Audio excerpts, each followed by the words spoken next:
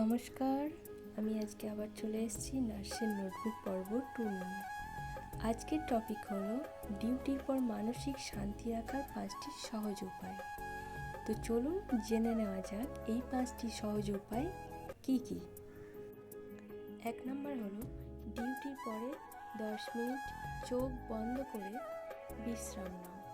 10 minute চুপচাপ শুয়ে বা বসে থাকো আর শ্বাস নিচ্ছি ছাড়ছি এরকম অনুভূতিতে মন দাও।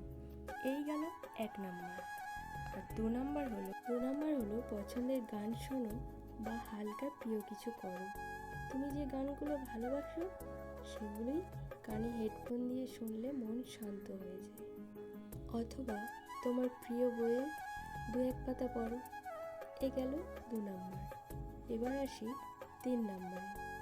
ডিউটির কথা কাছের মানুষের সাথে ভাগ করে নাও, যেমন মা, বাবা, বন্ধু বা এমন কোনো বিশ্বস্ত মানুষ যাকে তুমি নিজের মনের কথা বললে কিছুটা হালকা লাগে।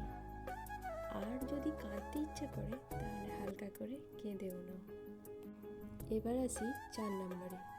শরীরকে বিশ্রাম দাও।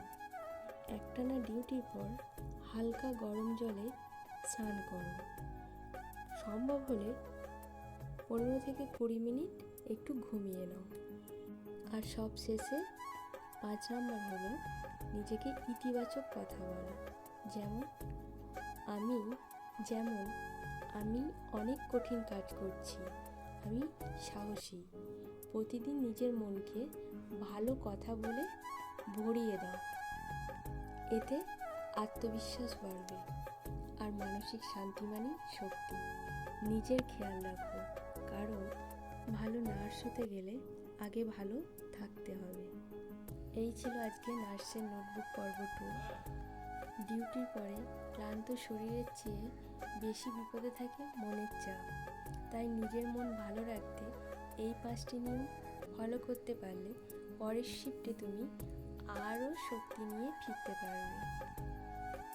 তো আজ এই পর্যন্তই। ভালোবাসা নিও আর ভালো থেকো।